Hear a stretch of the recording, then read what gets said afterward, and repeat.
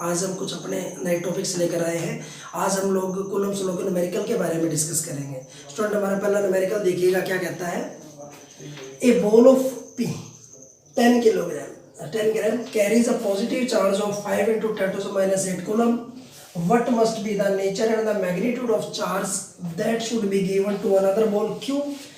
Fix 7 cm below the former ball so that the upper ball is stationary. Student बड़ा simple सा question देखिएगा। सबसे पहले हमारे पास एक बॉल है, ये बॉल हमारे पास रहेगी P, जो हमने बोला है। अब बॉल P, इसका जो वेट रहेगा वो हमारे पास कितना रहेगा, मास, सॉरी हम लोग इसको कहेंगे 10 ग्राम। तो हम लोग लिखेंगे जो इसका मास रहेगा वो लिखेंगे 10 ग्राम, ये इसका मास रहेगा। अगर मैं इसको किलोग्राम में बढ़ाना चाहूँ तो 10⁻³ हो जाएगा, ये m हो जाएगा। स्टूडेंट सबसे पहले बात। अब दूसरी बात स्टूडेंट ये क्या कहने जा रहा है, उसके बाद इसके ऊपर जो चार्ज रहेगा वो क्या रहेगा हमारे पास, वो चार्ज जो रहेगा वो 5 × 10⁻⁸ कूलम, इतना चार्ज, और ये पॉजिटिव चार्ज यहाँ पे दे दिया गया है। स्टूडेंट आगे का, what must be the nature and the magnitude of the charge that should be given to another ball. अब एक दूसरी बॉल है हमारे पास, ये बॉल हमारे पास Q है, ठीक है ना, जो इससे नीचे है, और इनके बीच का जो डिस्टेंस दिया गया वो कितना दिया गया है, वो हमारे पास हो गया 7 सेंटीमीटर डिस्टेंस हमें इनका दे दिया गया है। इससे नीचे बॉल रखी गई है। तो देखिएगा सबसे पहले क्या कहते हैं, और ये जो बॉल है ना ये रुकी हुई है, स्टेशनरी है। तो स्टूडेंट स्टेटमेंट अगर आप इजीली समझ पाएंगे तो आप किसी भी न्यूमेरिकल को कर सकते हैं। अब हमें फाइंड आउट क्या करना है, गौर से देखिएगा। अब हमें चार्ज की वैल्यू फाइंड आउट करनी है। स्टूडेंट यहाँ का चार्ज हमारे पास दे दिया गया है, हमें दूसरा चार्ज यहाँ से फाइंड आउट करना है। तो सबसे पहला काम हमारे पास हमने पढ़ा यहाँ पे नेचर क्या होगा, नेचर। स्टूडेंट नेचर यहाँ पे जो रोल प्ले होगा हमारे पास सिंपल सी बात कहता है कि इसके वेट को कौन बैलेंस करेगा, और याद रखना है वेट को या जो बैलेंस करेगा वो करेगा रिपल्सिव फोर्स। तो जो नेचर में हम लोग लिखेंगे यहाँ, तो आप लोग लिखोगे जो इसका वेट है उसको बैलेंस कौन करेगा, रिपल्सिव जो फोर्स रहेगा वो उसको बैलेंस करेगा। ये तो नेचर रहेगा, आपको याद रखना है। रिपल्शन इसको वेट को बैलेंस करेगा। स्टूडेंट हमारे पास हो गया m, हमारे पास हो गया Q, और हमारे पास जो डिस्टेंस गिवन है वो कितना हो गया 7 सेंटीमीटर। आप इसके मीटर बना लें तो 10⁻² मीटर।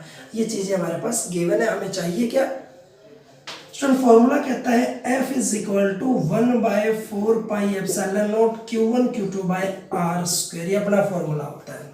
अब यहाँ से हमें चाहिए स्टूडेंट, हमें Q2 चाहिए। अब कंडीशन आती है कि फोर्स हमारे पास क्या होगा। आप जानते हैं फोर्स = m × g, जो वेट होता है इक्विवेलेंट टू फोर्स होगा। तो हम लोग F की जगह यहाँ पे क्या पुट करेंगे, m × g, याद रखना है। अब स्टूडेंट यहाँ से आप सारी वैल्यू जानते हैं, हमें m का पता है, हमें g का पता है, हम इसकी वैल्यू को भी जानते हैं। हमारे पास Q1 पता है, हमारे पास R2 पता है। हमें सिर्फ रिजल्ट क्या चाहिए, हमें Q2 का रिजल्ट चाहिए। तो हम लोग स्टूडेंट इसको क्या लिख सकते हैं, m × g, यहाँ से हमारे पास 9 × 10⁻⁹ इसकी वैल्यू होती है। ये हो गया हमारे पास Q1, ये Q2, और ये रहेगा R²। स्टूडेंट अगर हम लोग Q2 फाइंड आउट करते हैं तो क्या होगा, m × g मल्टीपल करेंगे R², इधर से ये कहाँ आएगा 9 × 10⁻⁹, और स्टूडेंट Q1 आ जाएगा डिवीजन में, ये हमारे पास रिजल्ट आ जाएगा Q2 का। ये चीज़ आपको याद रखनी है। आप स्टूडेंट देखिएगा जरा इसको गौर से, जो मेन बात हमारे पास आती है कैलकुलेशन पार्ट, इसका क्या कहेगा। यहाँ से हमने एक छोटी सी बात लिखी स्टूडेंट, m की वैल्यू हमारे पास क्या होगी, आप जानते हैं हमारे पास कितना रहेगा 10 × 10⁻⁻3। उसके बाद g स्टूडेंट आप जानते हैं 9.8 रहेगा, 9.8। उसके बाद r हमारे पास कितना है, r का वैल्यू ये रहा हमारे पास, तो 7 × 10⁻² स्क्वायर है, तो हम लोग स्क्वायर लिख देंगे। उसके बाद आता है हमारे पास 9 × 10⁻9। उसके बाद हमारे पास Q1 हमारे पास कितना है स्टूडेंट 5 × 10⁻⁸ = Q2। तो स्टूडेंट आपको याद है हमारे पास ये वैल्यू आ चुकी है। ये कैलकुलेशन जब आप इसको सोल्व करेंगे तो हमारे पास जो रिजल्ट जो रहेगा वो हमारे पास 1.067 × 10⁻6 आपके पास Q2 का रिजल्ट आएगा। आपको याद रखना है। ये हमारा क्वेश्चन नंबर 1 था। अब हम क्वेश्चन नंबर 2 के बारे में पढ़ते हैं, ध्यान से देखिएगा। स्टूडेंट क्वेश्चन नंबर 2 हमारा क्या होगा, गौर से देखिएगा। स्टूडेंट क्वेश्चन नंबर जो 2 होगा हमारे पास क्या कह रहा है देखिएगा, force of attraction between the 2 point charges. हमारे पास 2 पॉइंट चार्जेस है, उनके बीच का हमें क्या फोर्स ऑफ हमारे पास दे दिया गया attraction. Placed at a distance D, इन दोनों के बीच का डिस्टेंस हमारे पास दे दिया गया डी, और यहाँ जो फोर्स लगेगा वो कितना लगेगा, एफ लगेगा। What distance apart should they be kept, अब इनको कितना दूर हम लोग रखें, सेम मीडियम में हमें इनको रखना है, और कितना दूर हमें रखना है कि इनका फोर्स डबल हो जाए। स्टूडेंट जब दो चार्जेस को डिस्टेंस डी है तो इनके बीच में फोर्स रहेगा एफ। अब हम इनको कितना दूर रखें एक दूसरे से या पास रखें कि ये फोर्स डबल हो जाए, बड़ा अच्छा क्वेश्चन है। तो सबसे पहले इनिशियल कंडीशन यहाँ तक की बात है, जब दो फोर्स, जब हमने दो चार्ज एक दूसरे के नज़दीक रखे डिस्टेंस डी, तो हमारे पास जो फोर्स रहेगा 1/4πε0 Q into Q by D square. Student equation number 1 रहेगा। उसके बाद कहता है स्टूडेंट मीडियम हमारे पास कैसा रखा गया, देखिएगा सेम मीडियम रखा गया है, तो कंडीशन सेम रहेंगी। अब हमारे पास फोर्स डबल हो जाता है, तो अगर हम डिस्टेंस को चेंज करते हैं और वो डिस्टेंस हमें पता नहीं, तो हम लोग मान लेते हैं let new distance, let new distance हमने मान लिया उसको r, जो हमें फाइंड आउट करना है ये डिस्टेंस। और इस डिस्टेंस पे फोर्स कितना दे दिया गया, 2F दे दिया गया है। तो स्टूडेंट अब हम लोग दोबारा से कंडीशन लगाएंगे, तो F डैश बराबर 1/4πε0 Q इंटू क्यू, और यहाँ जाएगा आर स्क्वायर। आप जानते हैं क्योंकि मीडियम सेम है, चार्जेस सेम रहेंगे। लेकिन स्टूडेंट एफ डैश किसके बराबर होगा, कंडीशन गिवन है 2F के, तो यहाँ मैं रखूंगा 2F, इक्वेशन नंबर 2। अब हम क्या करेंगे स्टूडेंट, 1 और 2 को आपस में कैंसिल कर लेंगे। हमें क्या चाहिए, हमें आर की वैल्यू चाहिए, तो हम लोग यहाँ से क्या लिखते हैं, हमने लिखा डिवाइड इक्वेशन 2/1। हमने इक्वेशन 2 को 1 से डिवाइड किया, चाहे हम 1 को 2 से कर ले, मर्जी हमारी। तो हम लोग इसको डिवाइड करते हैं, तो हमारे पास resultant should be 2F divided by F, फिर यहाँ से 1/4πε0 Q into Q by R square divided by हमारे पास 1/4πε0, वहाँ से Q into Q by D square. Student ये रखेंगे, कैंसिल आउट हो गया, ये कैंसिल हो गया, ये चार्जेस हमारे पास चले गए। अब स्टूडेंट हमारे पास जो रिजल्ट 2, ये ऊपर चला जाएगा, डिवीजन में कोई चीज़ हो जो पलट जाएगी, ये आर स्क्वायर हो जाएगा। लेकिन स्टूडेंट हमें चाहिए क्या, हमें तो नई वैल्यू आर चाहिए, डिस्टेंस क्या होगा। आप इसको क्रॉस मल्टीपल कैसे भी कैलकुलेशन आप इसको कर लेंगे। मैं आर को यहाँ लेके आता हूँ, इसको यहाँ लेके जाता हूँ, तो रिजल्ट क्या रहेगा, R square D square by 2। R find out करेंगे तो स्क्वायर इधर किस में कन्वर्ट हो जाएगा, ये रूट के अंदर कन्वर्ट हो जाएगा, तो हमारे पास रहेगा d/√2। आप इसको इतना भी छोड़ सकते हैं, आगे आप इसको सोल्व करना चाहिए, आप इसको बाय रैशनलाइजेशन कर सकते हैं, √2 से मल्टीपल करके 0.707 रिजल्ट आ जाएगा। स्टूडेंट ये हमारा था क्वेश्चन नंबर 2। अब हम क्वेश्चन नंबर 3 पर आते हैं।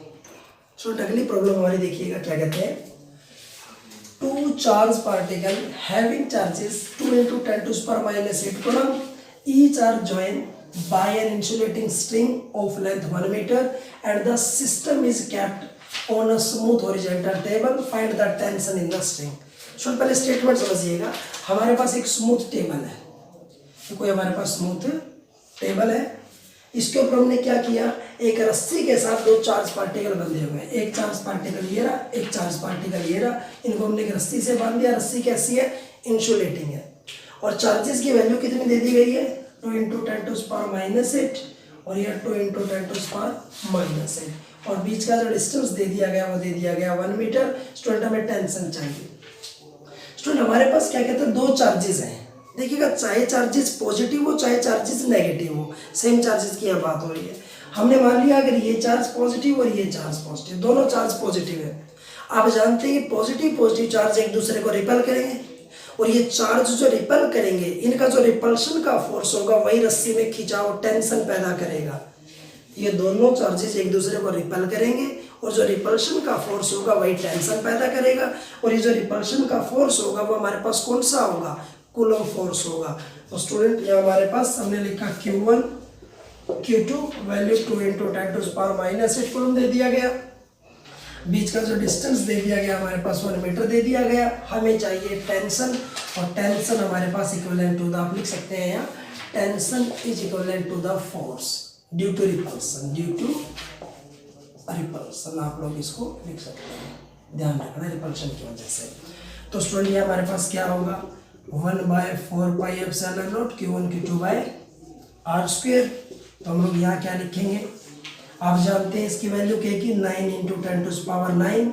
स्टूडेंट Q1 कितना रहेगा 2 × 10⁻⁸। Q2 भी क्या रहेगा 2 × 10⁻⁸। और इसको हमने क्या लिखा 1 लिखा। स्टूडेंट आपको ये चीज़ याद रखनी है, छोटी सी चीज़ है।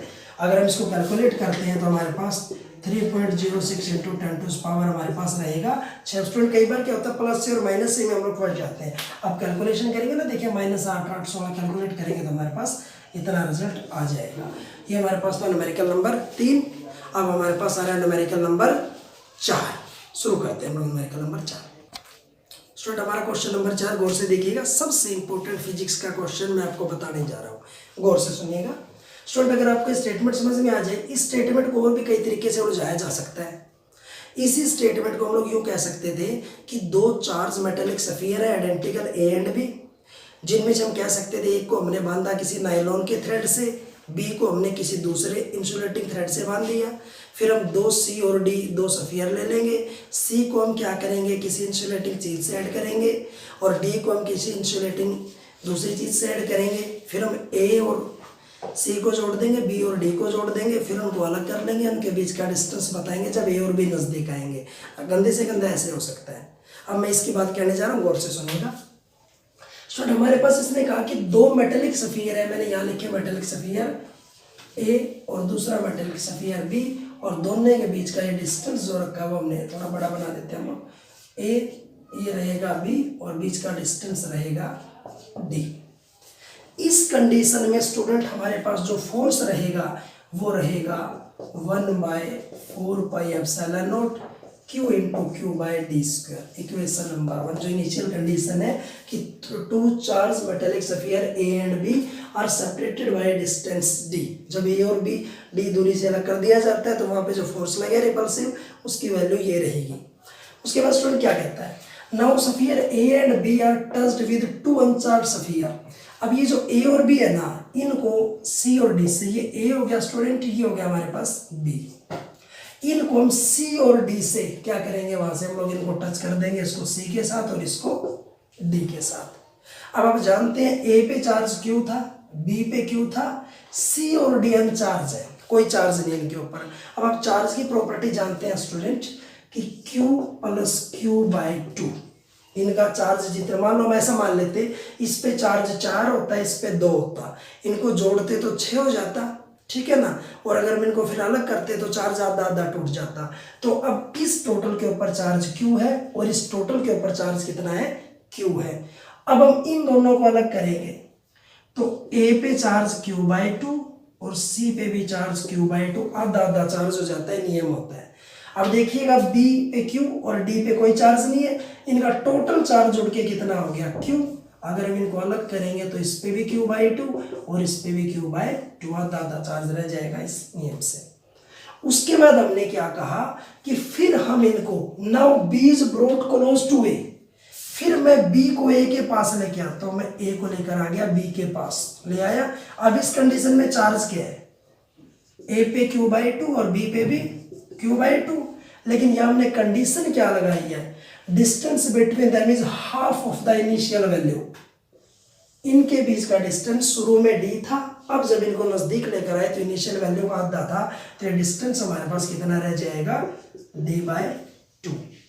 अब यहां जो फोर्स लगेगा स्टूडेंट, न्यू जो फोर्स होगा वो रहेगा 1/4πε0 पहला चार्ज इंटू दूसरा चार्ज और डिवीजन में डिस्टेंस का स्क्वायर।